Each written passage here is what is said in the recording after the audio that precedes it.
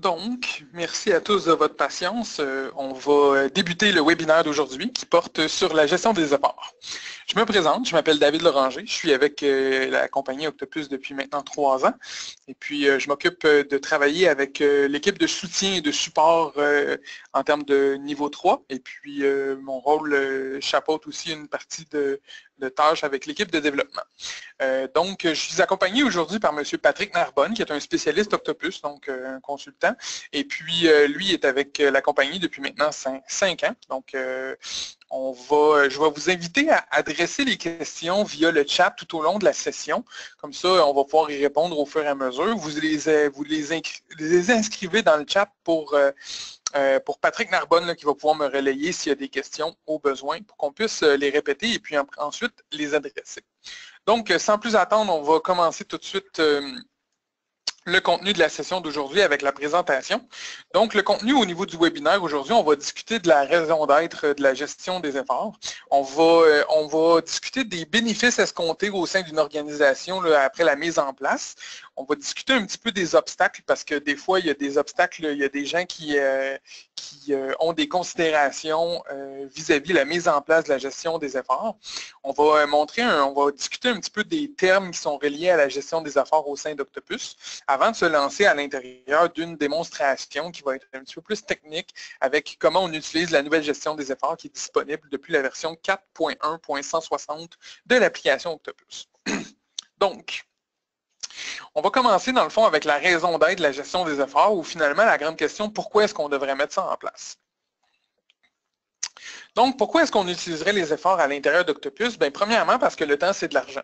Et puis, un autre constat qu'on fait souvent en organisation ou en entreprise, c'est que les journées et les budgets qu'on a, ils ne sont pas infinis. Fait qu'à un moment donné, il faut être capable de choisir les bons éléments au niveau tactique, là, sur quoi travailler, sur quoi mettre du temps. Fait que la gestion des efforts va venir nous donner un petit peu un coup de main là, pour faire ça. Si on regarde plus précisément les bénéfices qu'on peut obtenir, ou est-ce que vous pouvez y gagner de mettre en place la gestion des efforts, on va regarder, là, premièrement, pour les gestionnaires, il y a au moins 3. En fait, le fer de lance de la gestion des efforts pour les gestionnaires, c'est d'obtenir une information de qualité. Donc, une information de qualité au sein d'Octopus, ça va se traduire directement par une meilleure capacité à faire l'optimisation des ressources rares. Donc, vous avez probablement dans vos centres de services respectivement 1, 2 ou bien jusqu'à 10 personnes qui font le traitement des requêtes. Puis, vous avez en comparaison beaucoup moins d'administrateurs de système. On comprend qu'à ce niveau-là, les ressources, le temps de ressources plus rares, ben, dans le fond, il faut l'optimiser puis le mettre au bon endroit.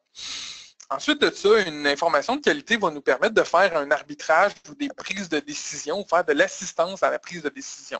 Donc, être capable de prendre une décision de cesser de supporter des équipements ou bien de décider là, de se départir de certains services ou de faire l'acquisition de nouveaux personnels là, pour nous aider à rentrer dans nos temps de service qui sont escomptés.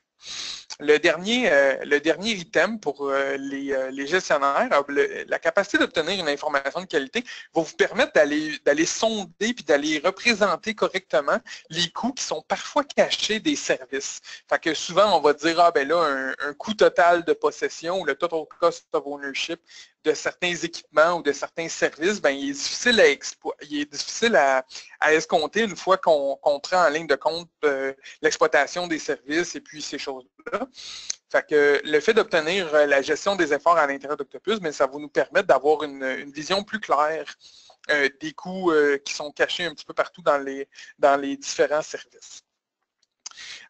C'est pas juste pour les gestionnaires que ça s'adresse, pour les intervenants aussi, ils ont une capacité, dans le fond, à mettre en place la gestion des efforts. Puis pour les intervenants, ce que ça se traduit, c'est de fournir des munitions à leur organisation ou à son organisation. Fait que dans un premier temps, on parle souvent d'irritants au niveau des centres de services ou bien des intervenants. Ils ont des choses qui viennent tout le temps les empêcher de faire un travail efficient ou bien efficace. Et puis, ça amène de la frustration auprès des intervenants. Fait que le fait de faire une bonne gestion des efforts, ça va faciliter l'identification des irritants pour qu'on puisse par après les adresser. Ensuite de ça, une bonne gestion des efforts, ça va aider à permettre les supérieurs immédiats dans la hiérarchie de faire des interventions ciblées. Ça va permettre, par exemple, de se rendre compte qu'il y a un problème de formation utilisateur parce qu'on passe trop de temps à faire de la formation utilisateur. Il y a peut-être des problèmes d'abus d'équipement, puis ben, on va vouloir faire un meilleur contrôle à ce niveau-là. Puis le dernier point pour les intervenants, ça va être capable de faire ressortir ou transparaître l'évolution de la demande auprès de votre service. Souvent, les gens, ils sont sollicités plus ou moins au cours d'une journée, au cours d'un mois, puis là, tout d'un coup, il y a un changement organisationnel ou il y a de la croissance, que ce soit par acquisition ou de la croissance organique, mais dans le fond, au terme de ces choses-là, il va y avoir une évolution de la demande de chacun des services. Puis le fait d'avoir une bonne gestion des efforts, ça va vous permettre de contrôler avec facilité ou de permettre à des gestionnaires de contrôler l'évolution de la demande. Ça, c'était pour les bénéfices de la gestion des efforts. Mais malheureusement, il y a souvent des mais. Ces mais-là, au point de vue de la gestion des efforts, c'est en fait des obstacles qui sont à la mise en place de la gestion des efforts. Ce qu'on s'est rendu compte sur le terrain, c'est qu'on rencontre souvent deux obstacles principaux. Le premier, c'est des considérations de perception. Puis une considération de perception, dans le fond, c'est comment est-ce que l'arrivée ou de la solution de gestion des efforts va être perçue par les intervenants. Puis une considération de perception, souvent ce que ça va laisser voir ou croître, c'est qu'il y a des craintes de vérification abusive. Donc, est-ce qu'un intervenant va être mesuré sur 100% du temps? Est-ce que les gestionnaires vont aller utiliser ça pour faire des comptes rendus ou bien du feedback négatif sur les intervenants et ces choses-là? Fait que dans le fond, il y a des manières de faire de l'atténuation vis-à-vis cette considération-là. La première, c'est qu'on va essayer de viser la problématique. C'est-à-dire que quand un gestionnaire a une problématique de gestion qu'il veut adresser, puis qu'il veut mettre en place la solution, il faudrait se mettre d'accord avec tous les intervenants, comme quoi on a une problématique, puis que la solution à la problématique, c'est de faire la mise en place de la gestion des efforts. Fait que déjà, ça va vous aider ou faciliter la gestion du changement auprès de vos équipes pour pouvoir plus facilement mettre en place la gestion des efforts. Ensuite de ça, on va avoir tendance à vouloir clarifier l'utilisation. Donc, à quoi est-ce que les données vont être utilisées au quotidien? À quoi est-ce que les données vont être utilisées dans le cadre des rapports? Juste le fait de clarifier cette situation-là auprès des intervenants va adresser une grosse partie de leur considération ou de leur crainte vis-à-vis des vérifications qui sont faites. Finalement, un autre bon truc, c'est de faire une approche incrémentale de l'utilisation de la gestion des efforts. Donc, on vous donne un exemple. Vous avez des techniciens informatiques qui travaillent 35 à 40 heures par semaine. C'est sûr ou certain qu'au début, quand on va mettre en place la gestion des efforts, on va leur demander de performer à, mettons, 25 ou 40%, puis là, de leur dire, écoutez, essayez de me remplir à tous les jours 4 ou 5 heures de travail à l'intérieur d'une journée de calendrier. Puis après ça, on va essayer de leur demander de plus en plus. C'est sûr et certain que si on demande à ce qu'ils remplissent 100% de leur temps à l'intérieur d'Octopus, puis d'à compter de chacune des minutes de travail, ça pourrait faire un effort qui est difficilement franchissable pour les intervenants, puis ça va venir compromettre un petit peu la mise en place de la solution de la gestion des efforts. Il n'y a pas juste la gestion des efforts en termes de perception que les intervenants ont comme considération. Il y a aussi une autre partie de opération, donc l'opérationnalisation de la solution. Si on regarde en fait comment ça se traduit sur le terrain, ça se traduit par des efforts qui sont oubliés ou des efforts qui ont été mal comptabilisés. Ça veut dire qu'on regarde un incident, puis là, les gens ils ont dit ça a duré des heures et des heures, puis finalement quand on va voir, ils ont 15 minutes, 20 minutes, une demi-heure, une heure d'effort qui a été placé sur l'appel, puis il en manque. C'est pas un portrait fidèle de la réalité. Dans le fond, pour atténuer cette considération-là de la part des utilisateurs, ce qu'on va faire, c'est qu'il y a plusieurs configurations qui vont nous permettre de faciliter ça. Le premier, c'est de rendre l'effort obligatoire auprès de toutes les activités. C'est sûr et certain que les spécialistes Octopus, quand on fait l'implantation d'un client, on recommande toujours de rendre l'effort obligatoire, mais pourtant, il y a certaines organisations pour qui c'est pas toujours fait. Fait qu'aujourd'hui, on va regarder au moins un cas de figure lorsque l'effort est obligatoire. Ensuite de ça, il y a la configuration, le démarrage automatique du compteur. On va le revoir plus tôt, là, ça s'en vient bientôt dans la démonstration. C'est quoi? On peut faire en sorte que la comptabilisation des efforts soit faite de manière plus ou moins automatique dans Octopus, puis ça va permettre les intervenants de rendre des comptes plus précis, puis de ne pas oublier d'efforts à l'intérieur de la solution. Le dernier item d'atténuation, c'est que maintenant, suite à la mise en place de la gestion des efforts dans Octopus, on a un calendrier des efforts qui va permettre les intervenants de retrouver facilement, de manière graphique, les trous où il y a des efforts qui sont manquants pour essayer de combler un petit peu le temps qui est disponible. Puis finalement, Octopus se retrouve à vous fournir tous les outils pour faciliter l'opérationnalisation de la mise en place ou de la gestion des efforts. Ensuite de ça, on va parler un petit glossaire un petit peu. Il y a 3 termes qui sont reliés à la gestion des efforts qui vont être utilisés dans le cadre de la démonstration. Puis je veux prendre le temps au moins de les expliquer avant qu'on passe au vif du sujet. Donc, les termes reliés à la gestion des efforts. En premier, une activité. Une activité au sein d'Octopus, comme vous le savez sans doute, c'est un enregistrement d'une intervention qui est faite dans le cadre d'une requête. Donc, des activités, ça peut être réalisé par le système. Donc, parfois, le système va soumettre des activités lui-même qui vont apparaître en gris dans le journal des activités. Le demandeur, l'utilisateur vont pouvoir soumettre des activités qui sont au temps 0. Et puis ces activités-là sont rentrées en vert à l'intérieur de la gestion des efforts. Et finalement, les intervenants à l'intérieur d'Octopus, ils peuvent aller rentrer des activités. Et puis eux autres, là, ça apparaît en bleu. Puis ce qui nous intéresse en termes de gestion des efforts, c'est d'aller récupérer le temps que les intervenants ont passé dans le cadre des requêtes. Si on regarde au niveau des efforts, c'est quoi l'effort exactement au sein d'Octopus? L'effort, ça représente la quantité de temps qui a été passé sur une activité ou dans le cadre d'une activité. On parle généralement à ce niveau-là de temps actif. Donc, par exemple, si vous avez à démarrer une tâche qui peut prendre 2-3 heures, mais qu'on n'a pas besoin de la regarder, qui n'a pas besoin d'être supervisée, on va avoir, par exemple, 5 minutes pour le démarrage, donc 5 minutes dans l'activité, puis ensuite, on laisse courir en temps inactif, donc sans effort, la tâche qui va se faire en arrière-plan ou qui s'exécute sur un autre ordinateur. Finalement, tous les efforts à l'intérieur sont représentés à l'intérieur des colonnes. Fait que pour un incident ou une SR, on va pouvoir trouver l'effort total, la quantité d'effort total. Si on recherche des activités, on va pouvoir trouver l'effort qui a été fait sur une activité. Puis bien sûr, les temps qui sont faits dans les activités sont montés vers la tâche, qui sont montés vers la demande de service ou l'incident. Fait que de cette manière-là, pour un incident, on est capable d'aller chercher la quantité de temps total ainsi que les coûts totaux pour l'utilisation de votre service. Le dernier item de glossaire, qui est un terme qui est nouveau à l'intérieur d'Octopus, c'est ce qu'on appelle de l'effort non comptabilisé.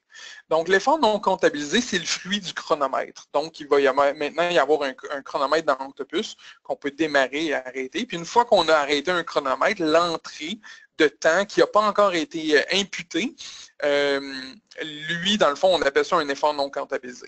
Les efforts non comptabilisés vont être consommés par des activités lorsqu'on crée des activités dans lesquelles il y a des efforts non comptabilisés. On va regarder aujourd'hui comment on le fait dans l'opérationnalisation.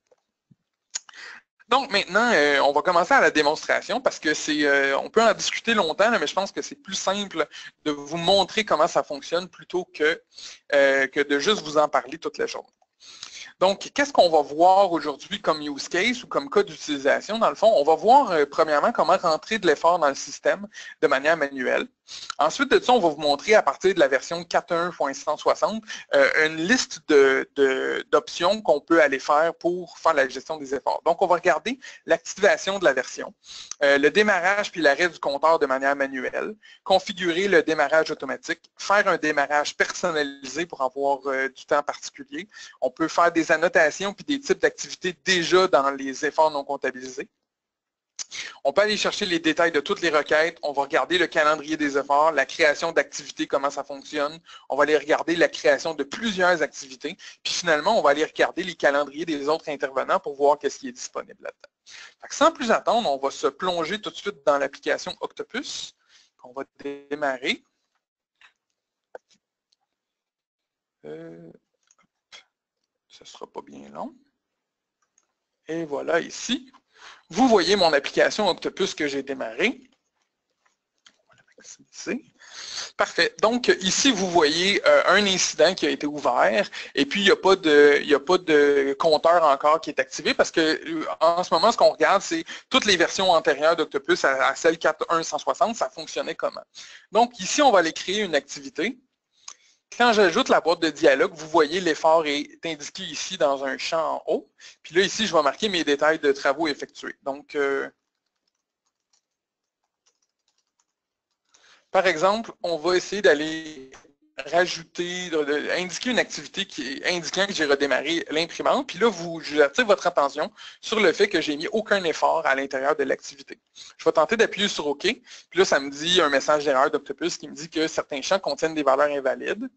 Ici, je regarde avec le petit point d'exclamation, puis ça me dit que c'est un champ requis. Fait que dorénavant, je suis obligé d'indiquer à l'intérieur d'Octopus que, par exemple, pour cette activité-là, ça m'a pris 10 minutes pour faire le redémarrage de l'imprimante. Je vais appuyer sur OK. Puis là, ma nouvelle imprimante, ma nouvelle activité, en fait, vient de se faire comptabiliser. Mon effort total est monté à 25 minutes. Puis on voit ici là, que mon coût total pour les activités s'élève à 16,67 $. Fait que ça, c'est vraiment la version qui était actuellement livrée sur Octopus, qui n'inclut pas tous les bénéfices qu'on a, en fait, la bonification qu'on a faite à la gestion des efforts dans Octopus. Fait que là, maintenant, on va vous montrer comment ça fonctionne quand on le démarre pour vrai. Là, ce que je vais faire, je vais aller accéder à mon profil d'utilisateur dans Octopus, qui va apparaître ici. Je vais aller dans l'onglet Efforts. Puis la première chose que je vais faire, c'est que je vais activer la gestion des efforts au sein d'Octopus. Maintenant que c'est enregistré, je vais relancer mon application pour être sûr d'avoir les bons détails. Donnez-moi un petit instant.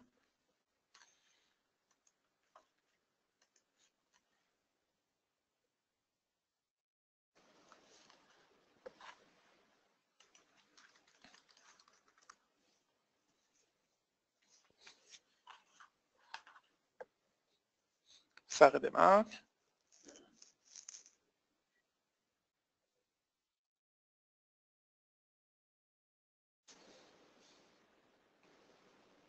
Oh oui, ça redémarre.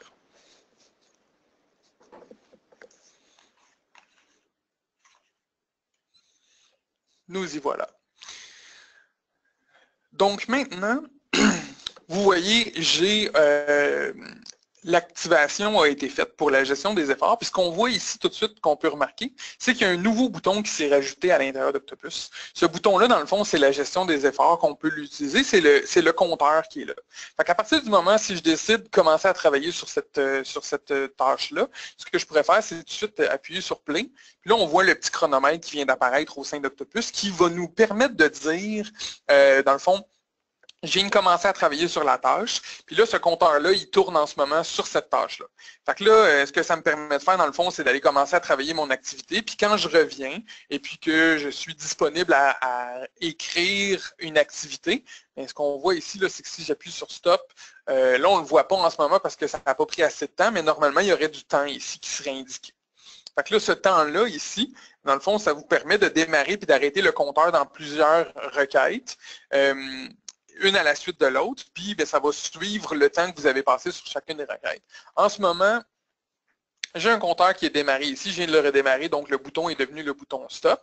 Si je m'en vais dans une autre requête, par exemple, là, on me demande de changer de contexte puis de commencer à travailler sur une autre requête, je vois ici qu'il y a le bouton qui est encore vert. Si je le démarre dans la deuxième requête, ce qu'il a fait, lui, c'est qu'il est retourné dans la première requête et qu'il a arrêté le timer.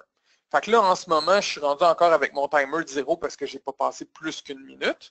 Mais si je reviens ici, là, on voit que le timer, il tourne en ce moment. Le timer est en train de courir sur cette requête-là. Donc ça, c'est le démarrage puis l'arrêt du compteur de manière manuelle. Fait qu'à tout moment, on peut soit démarrer le compteur dans une requête ou l'arrêter. Puis si on démarre le compteur dans une autre requête, dans une deuxième requête, ben le compteur qui était actif sur la première requête va être automatiquement arrêté, de telle sorte qu'un intervenant qui travaille au sein d'Octopus peut juste avoir un compteur actif sur une requête à la fois. C'est ce qu'on recommande aussi à nos utilisateurs ou à nos intervenants, là, de tout le temps travailler une seule requête à la fois, puis de se concentrer sur celle-là, pas essayer d'en faire 150 à la fois. Donc, une fois que ça c'est fait, on va aller regarder la configuration, en fait, le démarrage puis l'arrêt du compteur de manière automatique. Fait que là, vous m'avez vu, vous m'avez vu démarrer, peser sur play, peser sur stop, puis des choses comme ça, mais c'est pas la meilleure manière de faire au sein d'Octopus parce qu'il va encore y avoir des oublis. Parce qu'on a fait, c'est dans le cadre du développement, c'est qu'on a attaché un peu la gestion des efforts ou le démarrage du compteur à certains événements qui arrivent dans Octopus qui signifient que normalement, on aurait le compteur qui devrait démarrer. Fait que si je reviens dans les paramètres de mon compte, je retourne dans la section effort, ben, il y a 3 nouvelles options qui sont là.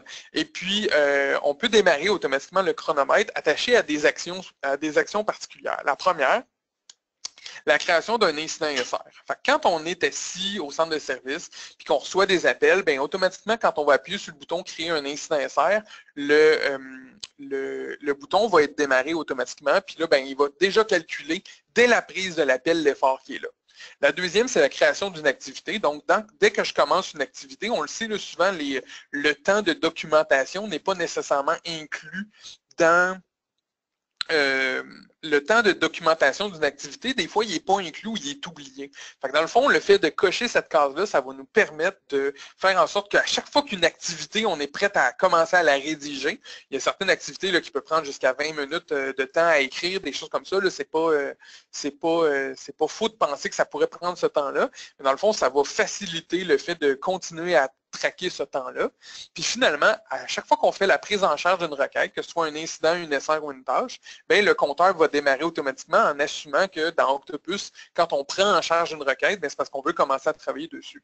Fait que le système va être assez intelligent pour déterminer quand est-ce qu'on fait ces actions-là, bien, ça veut dire de démarrer le compteur. Avant de plonger puis d'activer ces options-là, je veux vous montrer que le compteur il était disponible ici dans chacune des SR, donc on pourrait le démarrer ou l'arrêter, mais il est aussi disponible quand on fait tout de suite la création d'un incident SR. Vous voyez, le bouton, il est apparu ici. Là. Fait que là, je pourrais démarrer un compteur ici et puis travailler avec déjà parce que la création de mon incident ou de ma demande de service va être longue. Par exemple, si on parle d'un cas où il y a une demande de service avec un formulaire, ça va prendre 10 minutes de questionner l'utilisateur pour remplir tous les détails, bien, ce 10 minutes-là d'effort qui a été passé sur la création, il est important. Fait que par conséquent, on va au moins démarrer l'effort, puis ça va nous permettre là, de le faire, d'aller récupérer ce temps-là. Maintenant, j'annule, je retourne, je ne veux pas sauvegarder. Je retourne dans mon profil, on va maintenant activer ça pour voir à quoi ça ressemble.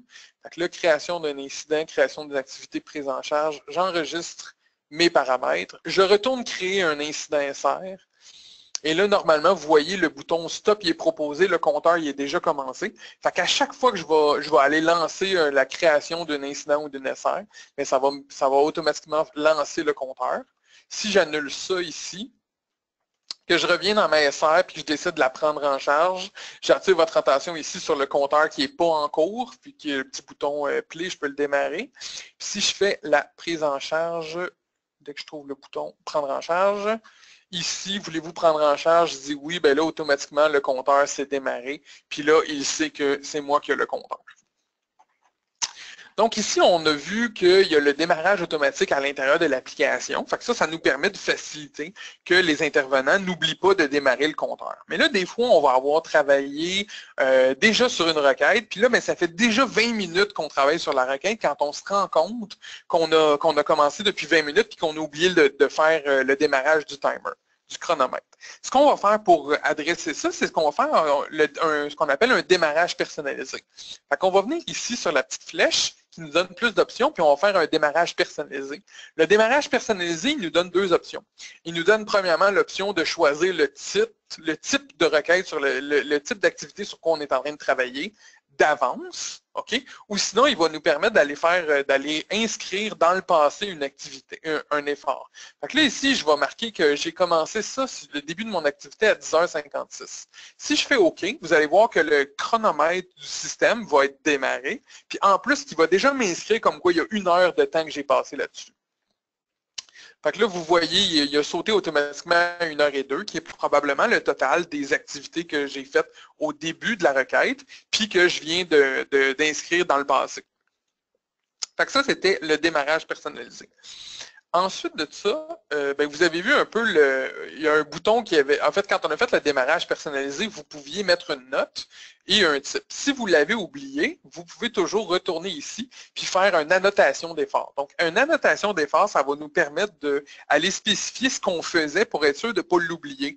Parfois, on va commencer un effort, puis là, ben, on le sait qu'est-ce qu'on va faire déjà. Fait qu'on va vouloir dire, on va démarrer l'effort, puis on va aller tout de suite la noter pour dire j'ai fait telle chose. Fait que ici, par exemple, dans le cas de rapport de consommation connecté sur les imprimantes, les Xerox directement. Et voilà, je viens de faire OK. Puis là, dans le fond, cette information-là est retenue par Octopus, puis va me permettre ou permettre à un intervenant de facilement retrouver qu'est-ce qu'il était en train de faire à quel moment. Fait que là, dans le fond, si j'appuie ici sur dans le fond, je vais aller regarder les détails de la requête en cours. Fait que si j'appuie sur afficher le détail de cette requête, ou bien que je double-clique sur le chronomètre ici, ça fait apparaître une fenêtre qui va nous donner un rapport qui illustre l'ensemble des efforts non consommés ou des efforts non comptabilisés qui sont présents sur cette requête-là. Fait qu'ici, vous voyez, j'en ai démarré une de 11h51 à 11h55. Puis là, si je décide ici de l'étirer ou de l'ajuster, mais ça va mettre correctement à 4 minutes le bon temps. Puis si je reviens ici, je peux dire, bon, il était à 11h56 que ça a commencé. J'ai commencé ça à 9h56 en fait. Puis j'ai terminé ça à 10h56. Ça a changé à cause de l'ordre. J'ai terminé ça à 10h56. Ben là, on est rendu avec... Ici, on est rendu avec bon, des activités, une activité d'1 heure, une activité d'1h03, puis une activité d'1h04. En bas, ici, on voit le total de temps sélectionné, puis l'effort total qui a été consommé sur la requête. OK? Puis il y a le petit avertissement comme quoi j'ai un effort en cours en ce moment. Si je choisis les 3 ou bien 2, comme ça, on peut faire des multisélections pour essayer de déterminer combien de temps on a dessus. Puis ça facilite un petit peu le contrôle de ces requêtes-là. Cependant, c'est pas tout. Je vais annuler ma requête ici parce que je ne veux pas leur toucher. En fait, oui, je veux les sauvegarder.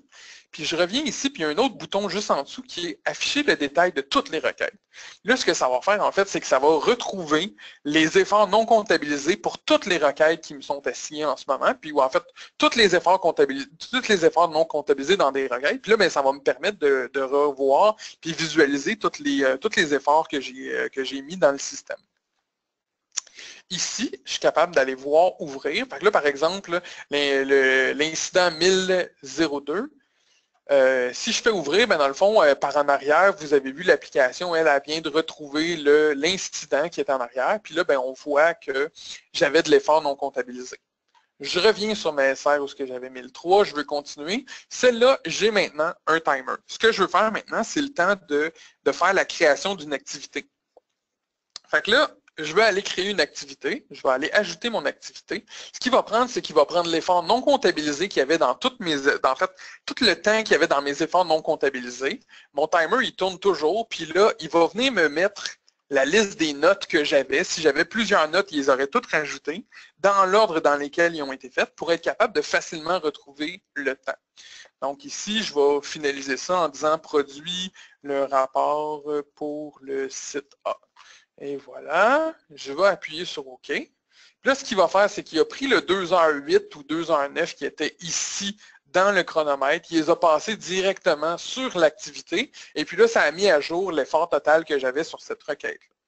Ça, dans le fond, ce que ça fait, c'est que ça permet de ne plus avoir de fuite de temps à l'intérieur d'une journée, puis de s'assurer que tous les efforts qui ont été mis un petit peu partout sont tous chapeautés correctement à l'intérieur d'une seule activité ou plusieurs. Maintenant qu'on a vu ça, ben dans le fond, c'est beau de voir des efforts et des choses comme ça, mais des fois, les gens vont en oublier. Puis ce qu'on veut, c'est fournir une solution qui va permettre aux gens de retrouver facilement les efforts. Ce qu'on va utiliser, dans le fond, pour faire ça, ça s'appelle le calendrier des efforts. Fait que si je fais fichier, ici maintenant, il y a une nouvelle fonctionnalité qui s'appelle feuille de temps rapport puis feuille de temps calendrier. Si on va dans la feuille de temps calendrier, ce que ça va nous présenter, c'est une vue qui ressemble à ça. Là, vous la voyez chargée. Vous allez voir 2-3 informations. En fait, on va faire le tour un petit peu de celui-là pour être capable de voir au total qu'est-ce qu'on a comme information. Fait que ici, on voit bon, le calendrier chacune des journées. Puis dans chacune des journées, on voit des cases horaires où on voit le numéro de la requête, le type d'intervention qui a été faite, donc le sujet de l'activité, puis la durée qui a duré. Et puis, il va aller tout le temps chercher la durée dans le passé. Donc, si on a mis qu'on terminait une activité à 12h30, puis qu'elle a duré 1 heure, il va avoir mis une activité qui va s'étendre de 11h30 à 12h30. Donc, voici la situation. Puis là, vous voyez qu'il y a 2 types de dessins un peu. Ceux qui sont foncés, ceux qui sont déjà foncés, ça veut dire que c'est de l'effort qui a été qui fait partie d'une activité. Ceux qui sont en mode transparent un peu ou fantôme, ou dans le fond, ça c'est de l'effort qui est non comptabilisé. Fait que là, je vois que j'ai déjà des efforts dans ces événements-là. Ici, je la vois ici qu'il y a un accès au dossier pour 1 heure, et puis je vois ici qu'il y a un accès partagé qui ne fonctionnait pas. Donc, c'est cette requête-là, la requête 1004 en ce moment, il y a 2 lots d'efforts qui ont été indiqués là, et puis elle n'a pas encore été comptabilisée. Fait que mettons que au terme d'une journée, ce qu'on voudrait, c'est retourner à l'intérieur de ce calendrier-là, puis voir en bas ici, 3h54, c'est la durée de temps d'effort que j'ai rentré à l'intérieur du système. Si je regarde à gauche complètement ici, dans le coin en bas gauche du calendrier, on voit le total pour la semaine au complet. Fait que si j'avais des activités ici, je vais prendre cette activité-là ici, puis ce que je vais faire, c'est que je vais aller la modifier pour l'inscrire en date du 4, du 5 plutôt que le 6. Fait que là, je m'en viens ici. Je vais aller afficher les détails pour cette requête pour voir toutes les entrées d'efforts. Vous voyez que j'ai 2 efforts ici, une en date du 6 puis une en date du... en fait, les 2 en date du 6, une pour 1 heure puis une de 20 minutes. Fait que là, ici, je vais aller changer ma date pour aller inscrire mon effort dans le passé. Puis là, vous voyez, elle s'est replacée automatiquement.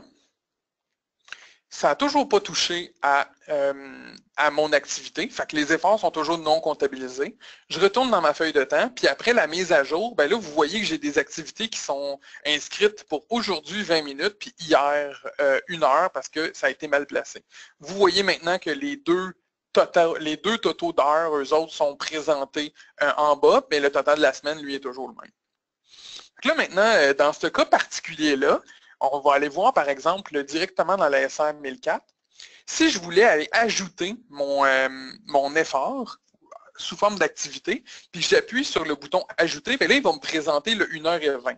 Le 1h20, malheureusement, il présente des activités de la veille puis des activités de la journée. Fait que ce serait erroné de procéder à aller rajouter une seule activité de 1h20. Si vous faites ça comme ça, à terme d'une semaine, vous allez avoir des journées de 10-12 heures parce que vous avez complété le travail, mettons, le mercredi, alors que le gros de l'effort a été fait le mercredi. Fait que ça va faire des espèces de temps ou de calendrier en dents de scie, là, où il y a des journées avec peu d'efforts, puis des journées avec plus d'efforts normalement.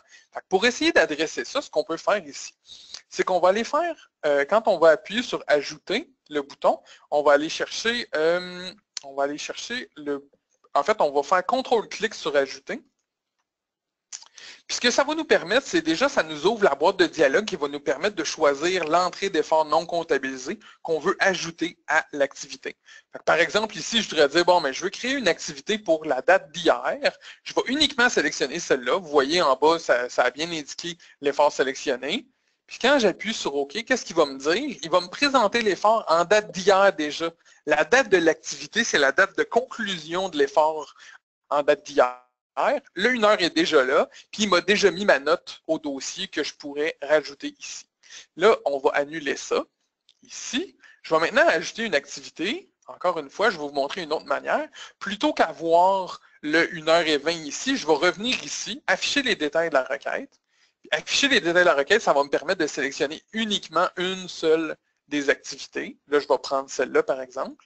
Puis là, automatiquement, il va me proposer uniquement 20 minutes, puis il m'a déjà remis le temps en date d'aujourd'hui. Fait que là, je vais ajouter mon activité en date d'aujourd'hui. Hop. Les champs contiennent invalide. Ça, c'est probablement parce que c'est avant la date d'ouverture. On va aller trafiquer un petit peu l'incident. Donnez-moi un moment. La date d'ouverture, on va mettre ça au 4 plutôt. Ce qui va nous permettre de faire ça ici. Je rechoisis mon activité d'hier. Je fais OK. Elle est déjà inscrite hier dans le passé avec mon activité. Je fais OK. Ensuite de ça, je peux aller chercher, il me reste toujours 20 minutes d'effort non comptabilisés que je vais aller récupérer. Ce que je vais faire, c'est que je vais ajouter encore une fois. Là, j'ai choisi 20 minutes, c'est le seul. Fait que je vais faire OK. Et voilà, c'est démarré. Fait que là, je vais pouvoir ajouter mon deuxième activité. Puis ce que ça fait, c'est que je retourne voir dans ma feuille de temps calendrier. Puis là, vous voyez que les efforts sont passés du fantôme à un effort qui a été comptabilisé dans une activité. Puis ma feuille de temps, elle est à jour correctement. Fait que ça, dans le fond, c'est ce qui nous permet de voir facilement la feuille de temps au format calendrier, mais ça nous permet de retrouver facilement est-ce qu'il nous manque des temps, est-ce qu'on a des endroits où il y a des espacements à l'intérieur de l'application, puis de nous permettre de combler facilement les temps qui manquent à l'intérieur de l'application. Pour les gestionnaires, si vous avez la permission de voir les rapports et statistiques au sein d'Octopus, bien, vous allez en plus avoir cette petite case-là à droite qui vous permet d'aller voir la liste des autres intervenants pour aller voir leur calendrier. Donc là, on va sauter sur le calendrier de Patrick Larbonne ici, qui ne savait pas, mais qui a travaillé fort hier en fin de journée. Dans le fond, acquisition du matériel. Donc ça, c'est les efforts que lui a fait. Encore une fois, ça me permet d'appuyer sur le bouton puis de sauter directement dans cette requête-là pour aller voir les détails. Je les vois quand même ici. OK? Et puis, un bémol qu'il y a ici, c'est que l'effort non comptabilisé encore pour un intervenant n'apparaît pas pour un intervenant autre. Ça veut dire qu'on voit juste vraiment la feuille de temps au format calendrier. Donc, ce sont vraiment les efforts qui ont été comptabilisés. Fait que si j'ouvrais ça puis que ça donne que lui avait de l'effort ici non comptabilisé en date du mardi matin, parce que je présume qu'il travaillait sur quelque chose, bien là, je pourrais y faire un petit rappel en disant, écoute, Pat, je ne vois pas ton effort de mardi matin, tu pourrais-tu prendre le temps d'aller les colliger correctement pour que je puisse avoir ma feuille de temps, une feuille de temps complète, ou bien pour être sûr qu'il ne nous manque rien. Et puis, en fait, ça fait le tour de la présentation. Je vois qu'il y a une question qui vient de rentrer.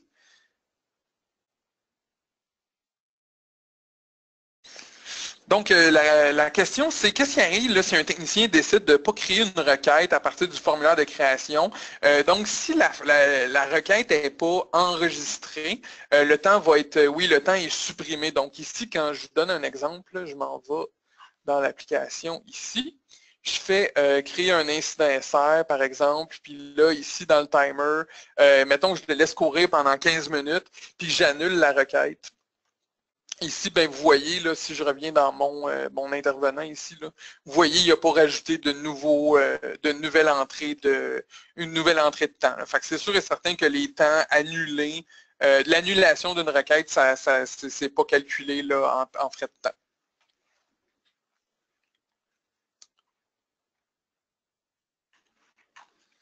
Dernière chose qui reste à démontrer, en fait, c'est de vous faire un petit rappel sur le wiki.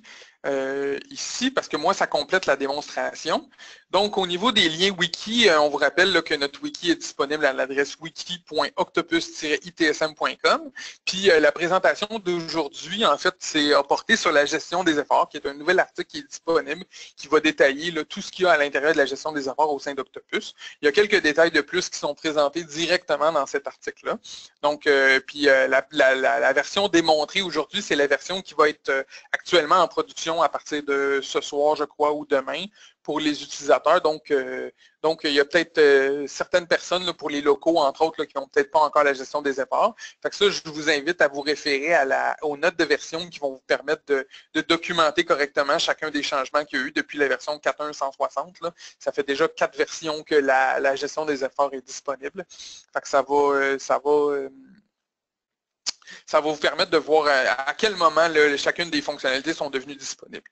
Et puis, s'il n'y a pas de questions, en fait, on va vous laisser 5 minutes pour poser des questions avant de mettre fin au webinaire. Ah, on a déjà une question.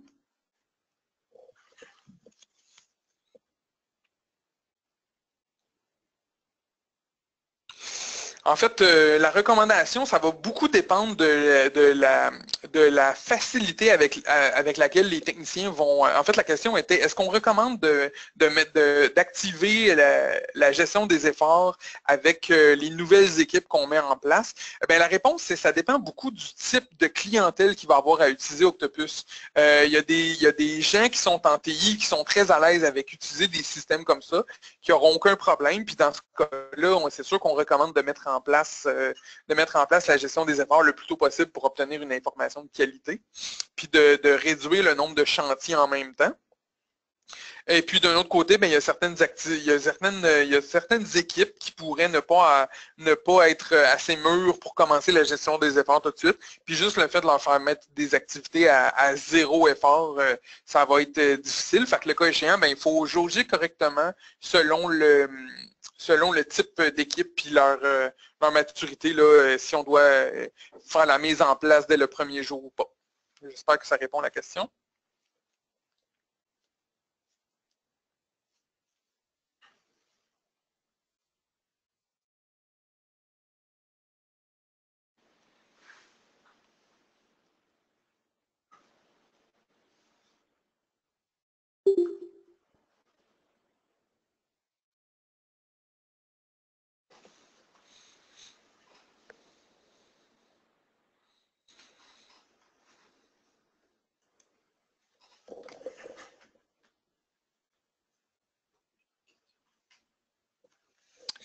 En fait, la question était les activités fantômes, si l'effort est non complété ou l'activité n'est pas ajoutée, dans le fond, ça apparaît pas dans les rapports. Dans les rapports, c'est bien ça. Donc, s'il y a une activité qui a, en fait, un effort non comptabilisé, n'est pas comptabilisé dans aucun rapport, n'est pas rendu réel au sein du système, c'est juste pour permettre aux intervenants de facilement retrouver l'effort qu'ils ont mis à quelque part.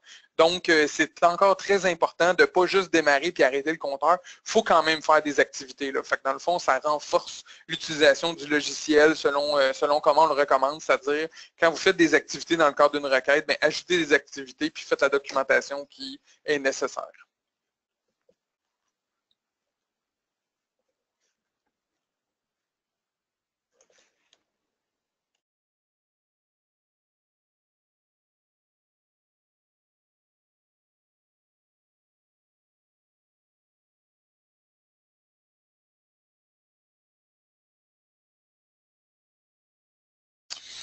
Oui, merci. Donc, en fait, on m'a donné un détail de plus. Là. La recommandation serait peut-être, dans certains cas où il y a beaucoup d'annulations de demandes, des choses comme ça, là, ce serait d'aller, par exemple, d'aller démarrer une activité, de démarrer un nouvel incident SR. OK? Et puis, de faire en sorte que le compteur s'active automatiquement. Fait que dès le début, la requête est déjà avec un chronomètre actif. Puis finalement, si la personne se désiste ou bien que ça donne que c'est pas dans le bon département, ce qu'on va demander à faire, c'est de créer la requête puis ensuite de l'annuler. Donc, de ne pas faire l'annulation de la création, mais bien l'annulation d'une requête qui a été créée. Le cas échéant, bien là, il va y avoir de l'effort, puis on va être capable de récupérer là, ce temps-là qui a été passé à répondre à des requêtes qui s'adressaient peut-être pas au bon service ou des gens qui changent d'idée ou des choses comme ça.